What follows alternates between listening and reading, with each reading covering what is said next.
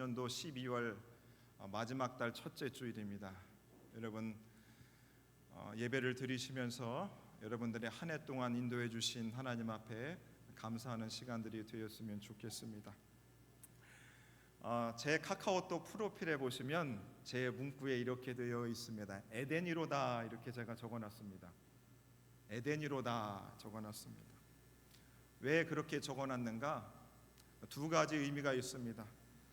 첫 번째로는 에덴 교회만 생각하겠다라는 의미이고, 두 번째로는 에덴 교회를 에덴으로 만들어 보자, 그런 저의 의지와 마음이 담겨 있습니다. 이 마음은 제가 인간적으로 가지는 마음이라기보다는 제가 에덴 교회 담임 목사이기 때문에 그렇게 적은 것이 아니라 하나님께서 제게 주신 마음으로 저는 믿고 있습니다. 그리고 이 마음이 계속해서 부어지기를 저는 기도하고 있고, 또 여러분들이 기도해 주셔야 됩니다. 왜냐하면 하나님께서 교회를 너무나 사랑하십니다. 굉장히 사랑하십니다. 그래서 교회를 사랑하는 마음이 우리 가운데 부어지는 것이고, 그래서 저 역시 우리 에덴 교회를 사랑하게 되는 것이고, 그래서 어떻게 하면 에덴 교회가 잘 될 것인가에 대해서 계속해서 고민하고 있습니다. 물론 그 교회를 향한 고민은 긍정적인 고민이기도 하고 부정적인 고민이 들기도 합니다. 그런데 저에게는 긍정적인 고민들이 훨씬 더 많습니다. 필립 얀시라고 하는 기독교 유명한 작가가 있습니다. 그 역시 예수님을 믿었던 사람이었습니다. 어린 시절부터 교회 생활을 했습니다. 그리고 그가 초등학교 시절, 중고등학교 시절을 통해, 청년 시절을 통해 그가 교회 생활을 하면서 교회에 대한 생각들을 가지고 그가 고민을 하기 시작했습니다. 자기가 생각했던 교회의 모습과 자라면서 봤던 교회의 모습이 달랐다, 이 말입니다. 그래서 그가 쓴 책이, 성인이 돼서 쓴 책의 제목이 이렇습니다. 교회, 나의 고민, 나의 사랑. 책 제목이 뭐라고요? 나의 고민, 나의 사랑이라고 합니다. 교회에 대한 고민을 필립 얀시도 오랫동안 가지고 있었습니다. 그리고 그가 내린 교회에 대한 답은 나의 고민, 나의 사랑이다라고 교회는 대해서 그는 그렇게 이야기했습니다. 우리들 역시 교회에 대한 고민들이 다 있는 줄 압니다. 교회를 안 다닐 수는 없고 참 교회가 고민이 됩니다. 아니, 제가 부교육자 생활을 하면서 또 제가 에덴 교회 부임해서 성도님들의 수많은 성도님들의 얼굴을 보면서 요즘에 느끼는 바는 성도님들이 교회를 생각할 때에 교회에 대한 고민이 참 많은 것 같습니다. 그런데 그것이 긍정적인 고민보다는 부정적인 고민이 많은 것 같고, 그리고 교회가 고민을 넘어서서 약간 골칫덩어리가 된 듯한 그런 마음을 가지시는 것 같습니다. 성도님들 마음 가운데 교회가 골칫덩어리가 되고 있습니다. 그런 고민들을 떨쳐버리고 싶지만 여러분, 쉽게 떨쳐지지 않습니다. 왜 그런 줄 아십니까 여러분? 하나님이 교회를 너무나 사랑하십니다. 그의 아들 독생자 예수님을 십자가에 못 박아서 교회를 세우셨습니다. 그래서 하나님이 우리에게 당신의 사랑을 부어주셨고, 하나님의 사랑을 받은 우리들은 교회를 사랑하지 않을 수 없는 겁니다. 왜냐하면 하나님의 마음이 교회에 있기 때문인 것이지요. 그래서 우리들 역시 교회를 쉬 떠날 수 없고 쉬 버릴 수 없는 겁니다. 여러분, 교회를 향해서 가지는 여러분들의 고민은 무엇입니까? 여러분, 만약에 내가 교회에 대한 고민이 없어요 라고 말씀하시면 여러분 참 서운합니다. 교회에 대한 고민을 가지고 계셔야 됩니다. 그리고 여러분, 여전히 교회를 사랑하고 계십니까? 여러분, 교회를 얼마나 사랑하고 계십니까? 여러분, 교회를 어떻게 사랑하고 계십니까? 지금 우리 하나님께서 저와 여러분들에게 우리를 향해서 묻고 계십니다. 오늘 본문의 고린도전서 16장 13절과 14절의 말씀입니다. 사도 바울이 에베소에서 편지를 썼습니다. 고린도 교회는 제2차 전도 여행 때 바울이 18개월, 1년 6개월 동안 있으면서 그 교회를 세웠습니다. 그런데 그가 교회를 세우고 이제 에베소에서 기고하는데 고린도 교회에 대한 소식을 그가 듣게 되었습니다. 어떤 소식을 들었는가? 고린도 교회에 문제가 생겼다는 것입니다. 그런데 여러분, 성경 속에 나오는 교회 가운데, 아니 지구상에 존재하는 교회 가운데 가장 문제가 많았던 교회를 고린도 교회라고 합니다. 사도 바울이 개척한 교회 중에서 가장 최악의 교회가 고린도 교회였습니다. 그래서 많은 사람들이 고린도전서를 연구하면서 보니까 고린도 교회에 10가지의 문제가 있다고 합니다. 9가지의 문제가 있다고 합니다. 고린도 교회에 문제가 참 많았답니다. 오늘 몇 가지만 제가 고린도 교회의 문제를 말씀드리면 이렇습니다. 고린도 교회 안에는 파벌이 있었답니다. 뭐가 있었다고요? 파벌이 있었습니다. 베드로파, 바울파, 아볼로파, 예수파가 있었습니다. 여러분, 우리 교회에도 파벌이 있습니까? 우리 교회에도 파벌이 있냐고요? 여러분, 대한민국 사람이 어디를 가든 어느 모임에 가든 파벌이 있습니다. 어디를 가도 파벌이 있어요. 고린도 교회 안에 역시 파벌이 있었습니다. 고린도 교회 안에는 음행의 문제가 있었습니다. 계모와 아들이 근친상간을 하는 문제가 있었습니다. 고린도 교회 성도 안에 계모와 그 아들이 근친상간을 합니다. 교회가 엉망이지요. 엉망입니다. 고린도 교회에 음식에 대한 문제가 있었습니다. 우상하게 드려진 제사를 드린 음식을 먹느냐 안 먹느냐의 문제가 있습니다.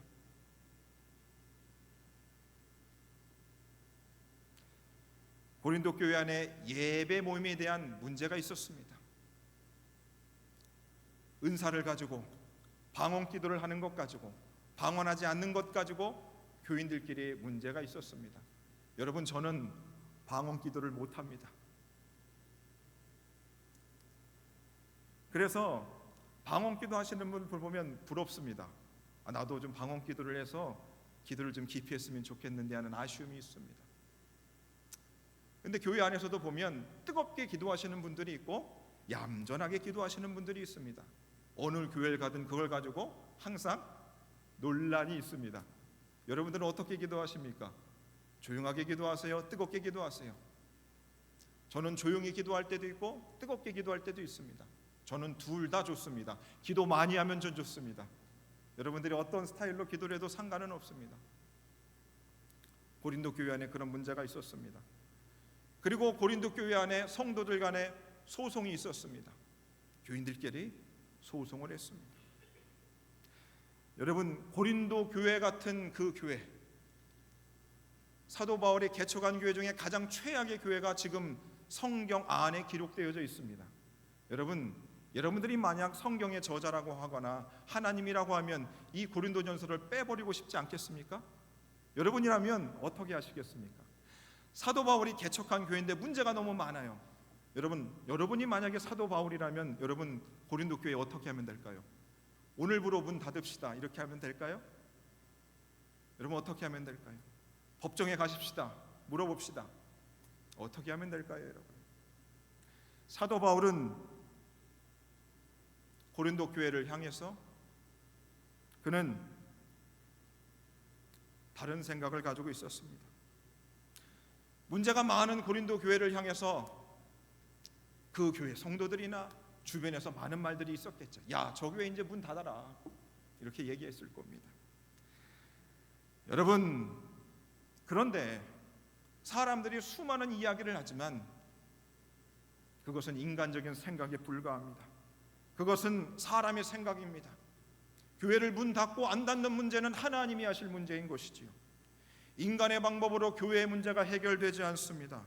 왜냐하면 교회는 세상의 기관과 다르기 때문입니다. 안타깝지만 교회의 문제를 가지고 세상법에 가서 소송하는 경우들이 있습니다. 하면 안 됩니다. 왜냐하면 교회는 하나님의 것이기 때문입니다. 하나님께 영광을 돌리지 않는 교회는 하나님이 알아서 문 닫게 하실 겁니다. 여러분, 우리 성도님들이 요즘 교회를 자주 옮겨 다니십니다. 왜 그런 줄 아세요? 교인들이 기가 막히게 잘 아는 게 있습니다. 뭘 아냐면 이 교회에 하나님의 임재하심이 있는지, 이 교회에 하나님의 영광이 있는지 없는지를 성도들이 기가 막히게 알고 그 교회에 하나님의 임재하심이 없으면 교회를 슬쩍 옮겨버립니다.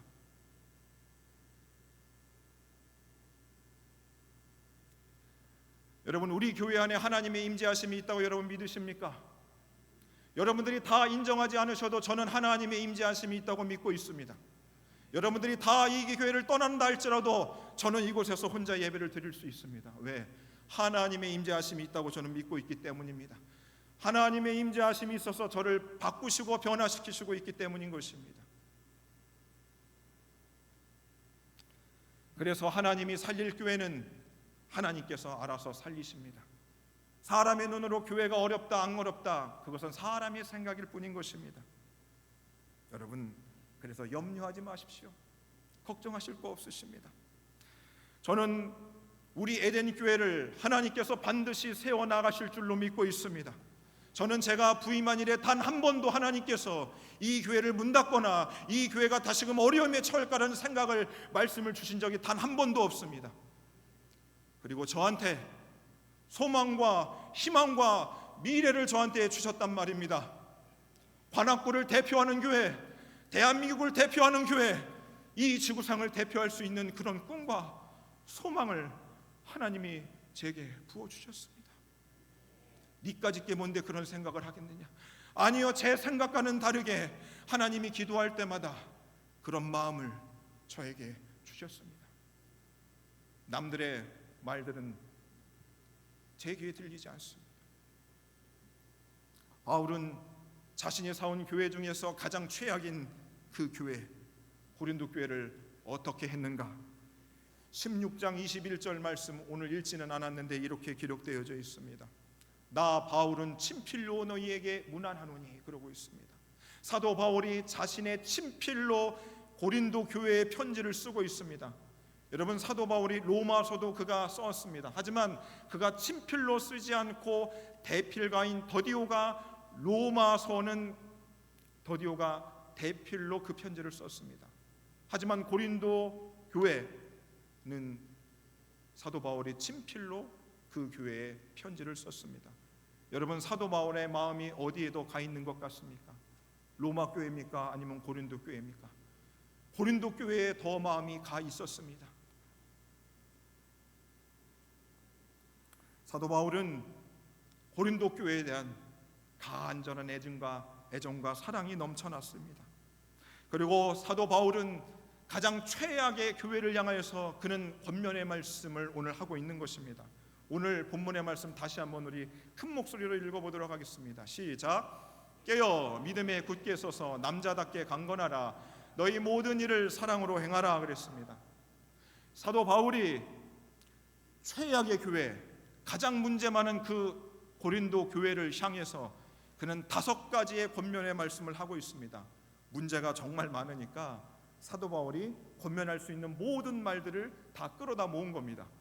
5가지로 권면하고 있습니다. 어떻게 권면하고 있는가? 깨어 있어라. 믿음에 굳게 서라. 남자다워라. 강건하여라. 사랑으로 행하라. 얼마나 문제가 많았으면 5가지를 얘기를 했겠습니까? 여러분, 우리들도 자녀를 키우면서 자녀가 문제 있으면 어떻게 합니까? 계속 얘기하잖아요. 그럼 자녀들은 어떻게 받습니까? 계속 잔소리로 받아요. 사도 바울이 5가지로 권면을 하고 있습니다. 첫 번째로 그 고린도 교회를 향하여 권면하고 있습니다. 첫 번째 뭡니까? 깨어 있어라 라고 말하고 있습니다. 깨어 있어라. 마가복음 13장 34절에 보시면 가령 사람이 집을 떠나 타국으로 갈 때 그 종들에게 권한을 주어 각각 사물을 맡기며 문지기에게 깨어 있으라 명함과 같으니, 문지기에게 깨어 있으라 명함과 같으니. 구약 시대에 보면은 문지기라는 원어 단어가 7개인가 8개 나온답니다. 제가 어제는 확실하게 외우고 있었는데 7개인가 8개가 지금 헷갈립니다. 문지기를 역할을 하는 사람들이 많았다는 겁니다. 문지기는 무슨 역할을 합니까? 깨어 있어야 되는 겁니다. 경계해야 되는 겁니다. 감시해야 되는 것입니다. 오늘 저와 여러분들을 향해서 하나님께서 깨어 있으라고 말씀하고 있는 것입니다. 여러분, 지난주에 본 여러분들의 모습과 오늘 본 여러분들의 모습은 다를 수 있습니다. 왜 그런 줄 아십니까? 악한 사단이 하루에도 우리를 뒤흔들 수 있다 이 말입니다. 오늘 내가 어제의 나와 다를 수 있다는 것입니다. 베드로전서 5장 8절에 보시면 근신하라 깨어 너희 대적 마귀가 우는 사자같이 두루다니며 삼킬 자를 찾는다 했습니다. 우는 사자같이 마귀가 우리를 호시탐탐 노리고 있다는 말입니다. 엄태건 목사가 오늘의 모습과 내일의 모습이 다를 수 있다는 말입니다. 그래서 여러분, 우리가 늘 깨어 있어야 되는 겁니다. 마귀가 우리를 어떻게 뒤흔들 수 있기 때문인 것이지요. 그래서 깨어 있어야 됩니다. 근신해야 되는 것입니다. 데살로니가전서 5장 6절에도 보시면 그러므로 우리는 다른 일과 같이 자지 말고 오직 깨어 정신을 차리라, 오직 깨어 정신을 차리라 말씀하고 있습니다. 이 말씀들은 예수님의 말씀에서 기인하는 것입니다. 마태복음 25장에 보시면 그런즉 깨어 있으라, 너희는 그날과 그때를 알지 못한다. 시험에 들지 않게 깨어 기도하라 라고 우리 예수님이 그의 제자들에게 당부하신 말씀인 것입니다. 사랑하는 여러분, 여러분들은 영적으로 졸고 계십니까? 아니면 깨어 있습니까? 여러분 어떠십니까? 지금 본당이 여러분 추운데 지금 졸고 계시는 분들이 있으십니다. 깨어나십시오. 깨어나셔야 됩니다. 두 번째로 여러분, 사도 바울은 고린도 교회를 향해서 깨어 있어라, 두 번째로 믿음의 굳게 서라고 말하고 있습니다. 여기서 굳게 서다라고 번역된 성경의 원어는 정지하다, 굳게 서다라는 의미를 가지고 있습니다. 부동자세로 바로 서 있는 것을 의미하고 있습니다. 믿음에 굳게 서라, 복음에 굳게 서라는 겁니다. 흔들리지 말고 부동자세로 있으라는 겁니다. 빌립보서 1장 27절 말씀 보겠습니다. 오직 너희는 그리스도의 복음에 합당하게 생활하라. 이는 내가 너희에게 가보나 떠나 있으나 너희가 한 마음으로 서서 한 뜻으로 복음의 신앙을 위하여 협력하는 것과 한 마음으로 서서 한 뜻으로 복음의 신앙을 협력하라. 여기서 서서라고 하는 것이 바로 스테코입니다. 서 있어야 된다는 겁니다. 어디에 서 있어라? 복음의 기초에서 우리가 서 있어야 되는 겁니다. 여러분, 교회에 문제가 왜 생기는 줄 아십니까? 여러분, 인간관계에 문제가 생기는 줄 아십니까? 특별히 교회에 문제가 생기는 원인은 무엇이냐? 우리가 복음의 기초에서 우리가 이 교회가 세워지는 것이죠. 저와 여러분들이 어떤 인간적인 지인과 혈연과 학연으로 맺어진 관계가 아닌 것입니다. 저와 여러분들이 목사로서 성도로서 좋은 관계를 유지하기 위해서는 우리가 복음의 기초에서 그 관계를 이루어가야 되는 것입니다. 여러분, 교회가 복음의 기초에서 하나님의 사랑을 받고 하나님의 구원의 감격으로 인하여 한두 명의 성도들이 모여 교회를 세웠는데, 그 하나님의 사랑의 기초에서 교회가 세워졌는데, 교회 생활을 하다 보니까 학연과 지연과 나랑 스타일이 맞는 사람과 친해지면서 교회를 유지하는 방법이 복음에 있지 않고 다른 것에 있으면서 교회에 문제가 있기 시작하는 것입니다. 여러분, 저는 우리 교회를 이끌어가거나 목회를 해나갈 때 여러분, 복음의 기초에서 이 교회를 운영하기를 소망합니다. 여러분 역시 지금껏 여러분들이 이 교회 생활을 할 때에 이 사람과 내가 수십 년 동안 같이 교회 생활을 해왔기 때문에, 그래서 우리 교회를 이렇게 만들어 가야 되겠지라고 하면 틀린 생각입니다. 우리는 복음의 기초에서 교회를 세워나가야 되는 것입니다. 여러분, 복음을 다 안다고 여러분 생각하는데 잘 모르는 것 같습니다. 여러분, 복음이 무엇입니까? 하나님의 구원의 기쁜 소식입니다. 복음을 압축해 놓은 사형리의 제1원리를 보시면 하나님은 당신을 사랑하시며 당신을 위한 놀라운 계획을 가지고 있습니다. 이 원리는 인간은 죄에 빠져 하나님과 분리되었습니다. 제3원리는 예수 그리스도만이 우리의 죄를 위한 하나님의 유일한 길입니다. 제4 원리는 우리는 예수 그리스도를 구주로 영접해야 됩니다. 그러면 우리는 구원을 선물로 받을 뿐만 아니라 우리 각 사람을 향한 하나님의 놀라운 사랑을 알게 됩니다. 여러분, 복음을 처음 받으면 어떤 마음이 드시는 줄 아십니까? 여러분, 하나님의 사랑에 감격하지 않을 수 없는 것입니다. 복음을 처음 받은 사람들은 하나님 앞에 감사하고 기뻐하고 자신이 죄인인 걸 깨닫고 하나님의 사랑에 감격해서 계속해서 그 감격에 있는 사람들이 복음을 받은 사람들의 모습이라고 하는 것입니다. 여러분, 지금도 복음을 생각하면 여러분의 그런 하나님의 사랑의 감격이 있으십니까? 여러분, 우리에게 이런 좋은 교회를 허락해 주신 하나님께 대한 감사함이 여러분 있습니까? 여러분, 나의 나된 것이 하나님의 은혜라고 여러분 그런 고백을 여러분 하냐 이 말입니다. 만약에 그런 고백이 없으면 우리는 복음의 기초 위에 서 있지 않은 것입니다. 그래서 여러분, 지금 한국 교회를 향해서 본질로 돌아가라, 본질 얼마나 얘기하는지 모릅니다.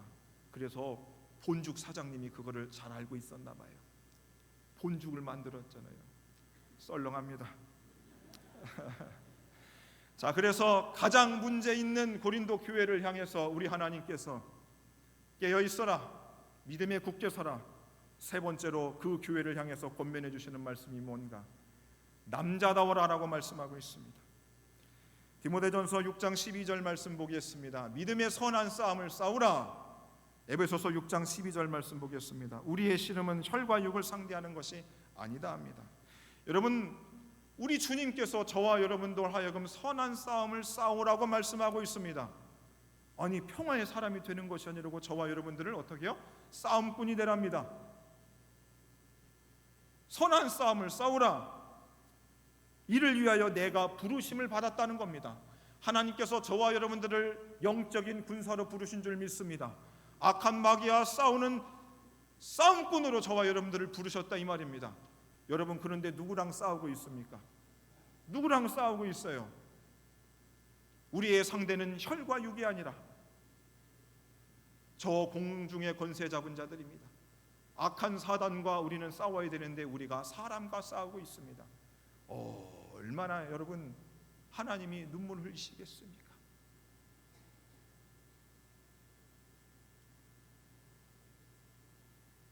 사도 바울이 고린도 교회를 향해서 너희는 남자다워라.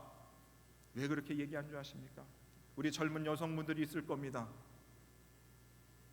젊은 여성분들, 여러분들 남성들에게 어떨 때 매력을 느끼십니까? 어떤 남성한테 매력을 느끼시냐고요? 여자분들 안 계세요? 여성분들이 배우자 제1순위가 돈 가진 사람입니다. 그 틀렸습니다, 여러분. 여러분, 여성들이 가장 남성들에게 매력을 느끼는 부분은 용맹함입니다. 용기입니다. 남자다움이라고 말하는 것은 용기 있는 것을 말하는 것입니다. 돈 있는 것을 말하는 게 아니에요. 외모가 곱상한 것을 의미하는 것이 아닙니다. 오늘 사도 바울이 고린도 교회의 성도들을 향해서 너희들은 남자다우라 할 때 그 남자들은 용기를 가지라는 거예요. 왜 그랬을까? 고린도 교회 안에 보니까 너무나 문제가 많아요. 거짓 교사들도 있고 음란도 있었고 교인들 간의 소송들도 있었어요. 그럴 때 어떻게 합니까? 영적인 선한 싸움을 싸워야 됐습니다. 그럴 때 뭐가 필요합니까? 용기가 필요한 것입니다. 사랑하는 성도 여러분, 대한민국 교회가 여러분 안전하다고 생각하시면 안 됩니다. 대형교회도 수많은 성도들이 그 교회를 가서 안전하게 조용하게 내 마스크를 쓰고 조용히 신앙생활하면 되는 줄 아는데 다 같이 침몰되는 것입니다. 다 같이 죽는 것입니다. 하나님께서 교회 안에 영적인 문제가 있다면 남자답게 용기를 가지고 저와 여러분들이 영적인 싸움을 싸워야 하는 것입니다. 목사님, 나는 싸우기 싫은데요.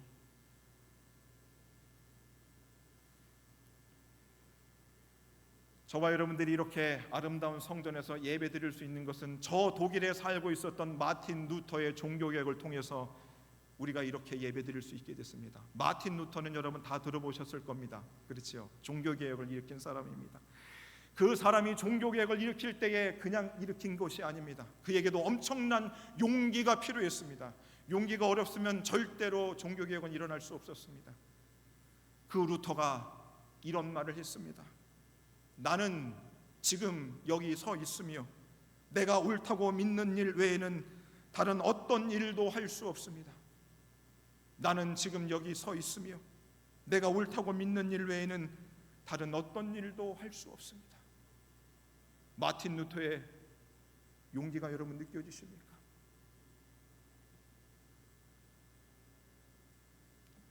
사랑하는 여러분, 어차피 이 험한 세상을 우리가 그리스도인으로 살아가려면 용기가 있어야 됩니다. 여러분, 용기가 없으면 이 세상에서 어떻게 그리스도인으로 살아갈 수 있겠습니까? 용기가 없으면 주중에 세상에서 필패하시고 교회 와서도 늘 하나님 앞에 회개할 수밖에 없는 것입니다. 우리가 그러면 그럴수록 저 죽어져가는 영혼들은 더 지옥을 향해 갈 수밖에 없다는 것입니다. 사랑하는 에덴의 모든 성도님들이여, 남자답게 주 안에서 용기 있는 저와 여러분들 되기를 예수님 이름으로 축원해 드리겠습니다. 네 번째로 사도 바울은 고린도 교회 성도를 향하여 이렇게 권면합니다. 강건하라 했습니다. 힘 있으라라고 이야기하고 있는 것입니다. 그런데 이 강건하라의 원어의 시제가 수동태입니다. 여러분, 우리가 살아갈 때 세상에서 사람들이 그러죠. 야, 너 힘을 길러야 된다. 너 힘을 길러야 된다니까. 힘이 없으면 사람들한테 당해. 무조건 힘을 길러. 그래서 헬스도 다니고 운동도 하고 공부도 하고 돈도 벌고 합니다. 왜? 힘을 내가 길러야 되거니까요. 그래야 공격당하지 않고 그래야 무찌를 수 있으니까 사람들은 힘을 키우려고 엄청난 노력을 합니다. 그런데 그리스도인들은 내가 힘을 키우는 것이 아니라 어떻게 해요? 강건하라고 할 때 힘을 우리가 부여받는 것입니다. 외부로부터 힘을 우리가 받는 것입니다. 사도행전 1장 8절에 보시면 이렇게 기록되어져 있습니다. 오직 성령이 너희에게 임하시면 너희가 권능을 받는다 했습니다. 여러분, 성령을 받으면 성령이 우리에게 힘을 부어주시는 줄로 믿습니다. 내가 힘을 내는 것이 아니라 하늘로부터 성령께서 우리에게 힘을 부어주시는 줄로 믿습니다.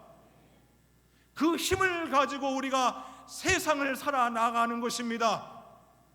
여러분, 내가 아무리 힘을 기르려고 해도 내가 가진 힘은 반드시 약하여질 수밖에 없습니다.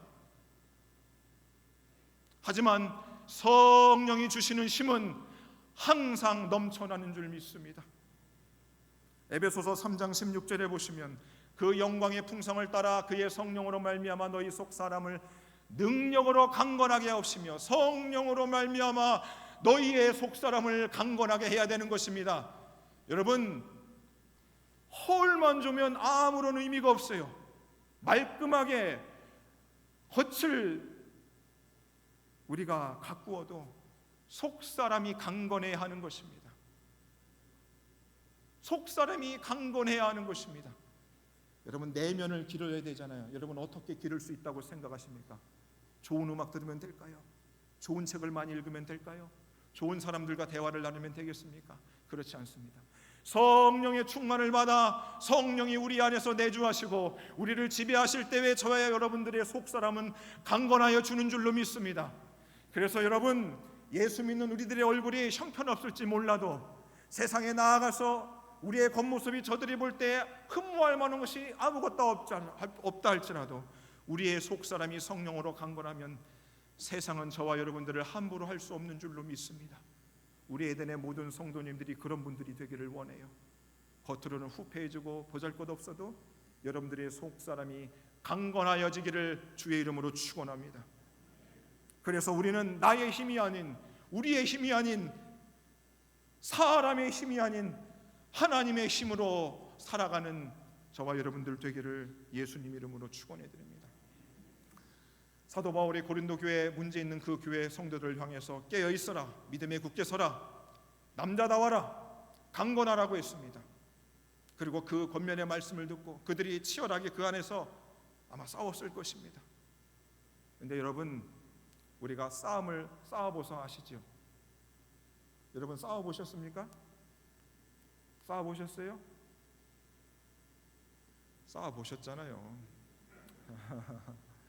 여러분, 싸움을 계속하면 우리가 어떻게 되는 줄 압니까? 싸나워집니다. 선한 사람도 한 번, 두 번 계속 싸우기 시작하면 싸나워집니다. 여러분, 전쟁에 나간 군인들을 생각해 보십시오. 선량했던 그 군인이 저 적군을 총과 칼로 찌르고 죽이고 고문하면서 자신도 모르게 사나워지는 겁니다. 그런 경험들 다 해보셨잖아요. 사람이 영향을 받는 것입니다.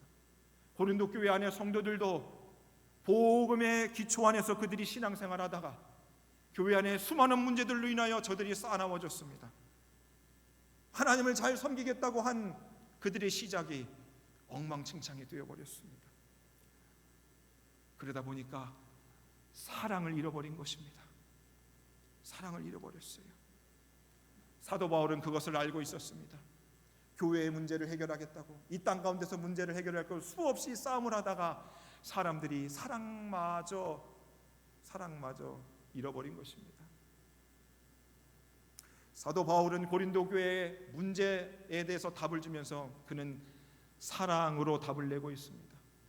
사랑으로 행하지 않고서는 그 문제가 해결돼도 해결되지 않는다는 사실을 그가 알고 있었기 때문입니다. 그래서 모든 일을 사랑으로 행하라라고 말하고 있는 것입니다. 메시지 성경은 이렇게 번역을 했습니다.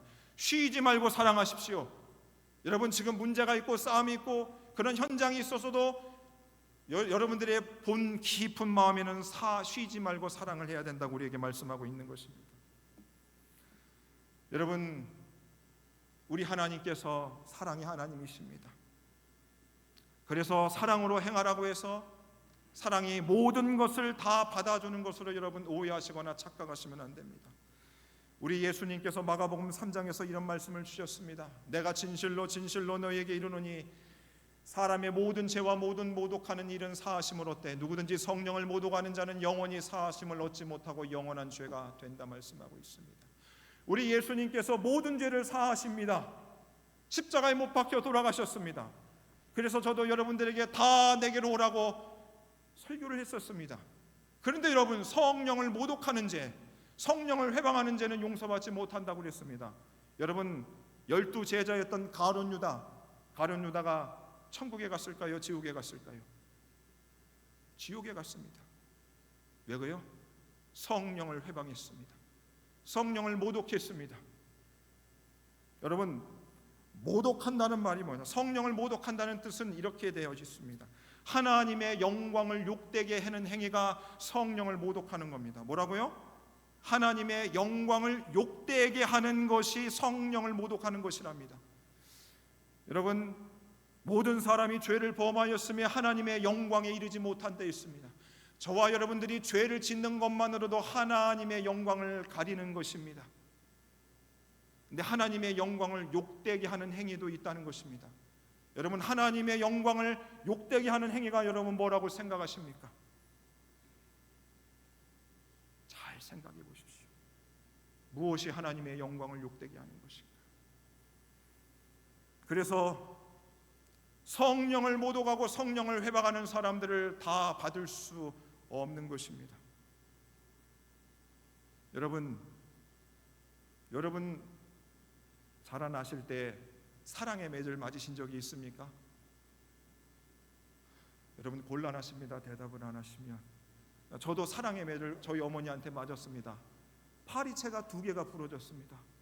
그런데 저희 어머니가 저를 때릴 때에 제가 맞는 그 고통의 순간에서도 우리 어머님이 제 뼈가 부러지지 않는 덜 아픈 쪽으로 때리는 것을 저는 느낄 수 있었습니다. 여러분, 참된 부모라면, 사랑하는 사람이면 매를 내릴 때에도 그가 심하게 아프지 않도록 뼈가 골절되지 않는 곳을 때리지 않습니까? 바로 우리 하나님은 사랑의 하나님이십니다.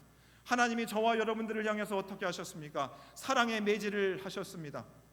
사랑의 매 맞아보셨습니까? 사랑의 매 맞으셔보잖아요.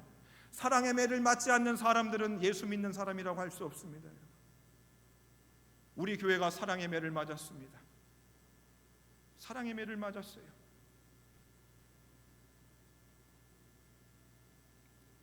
사랑의 매가 당시에는 이해되지 않습니다. 하지만 그 사랑의 매를 맞을 때에도 우리를 죽이지 아니하시는 하나님의 사랑을 우리가 느끼고 있지 않습니까? 로마서 14장 23절에 보면 이렇게 말씀합니다. 믿음으로 조차 하지 아니하는 모든 것이 죄가 된다 했습니다. 믿음으로 따라하지 않은 것이 죄가 된다. 현대어 성경에서는 믿음에서 벗어난 일이라고 느끼면서 한 일은 무엇이나 죄가 된다는 것입니다. 여러분, 우리가 주중의 삶을 살면서 이건 믿음에서 벗어난 것 같은데 라고 말하거나 행동한 것은 그건 죄가 된다는 것 성경은 말하고 있습니다. 다른 말로 사랑으로 조차 행하지 않은 모든 것은 죄가 된다는 것입니다. 내가 지금 하나님의 사랑으로 행동하지 않는 것 같다라고 하는 것은 죄가 될 수 있다는 겁니다. 여러분, 어떻게 하고 계십니까? 여러분, 베드로후서 1장 5절부터 7절의 말씀을 보시면 여러분 잘 보세요. 우리가 믿음의 기초에서 신앙생활을 했습니다. 그리고 우리 하나님은 우리에 대한 원대한 목표를 가지고 계세요. 바로 당신을 닮아가는 것, 신의 성품에 참여한 사람들, 하나님의 품성을 닮은 사람들로 우리를 만드시고 싶으십니다. 여러분들 그렇게 하나님이 독려하고 있습니다. 그렇게 하기 위해서 단계가 있는 것입니다. 그러므로 너희는 더욱 힘써 너희 믿음의 덕의 지식을, 지식의 절제를, 절제의 인내를, 인내의 경건을, 경건의 형제우애를, 형제우애의 사랑을 더하라는 것입니다. 여러분, 우리가 믿음을 가지고 있어요. 그리고 믿음으로 시작해서 여러 가지 문제들, 신앙생활의 문제들이 있습니다. 그런데 그 마지막 단계가 뭡니까? 사랑인 것입니다. 믿음으로 시작해서 사랑의 완성을 이루어야 됩니다. 그런데 믿음으로 시작했으니까 무조건 사랑으로 다 받으라. 믿음과 사랑까지 가는 단계가 있는 것입니다. 여러분, 그것을 싹둑 잘라서 그냥 다 사랑해라, 다 용납하라, 그건 어불성설입니다. 틀린 말입니다. 여러분, 믿음이 있으십니까? 그럼 덕을 행하십시오. 덕이 있으십니까? 지식을 쌓으십시오. 지식을 쌓으셨으면 여러분 절제하십시오. 절제하셨으면 인내하시고, 인내했으면 경건하시고, 경건하셨으면 형제와 우애하십시오. 형제랑 우애도 하지 않는데 무슨 놈의 사랑타랑입니까? 목사한테 목사님 사랑하셔야 되잖아요. 형제 우애도 하지 않고 무슨 저한테 사랑을 요구하십니까?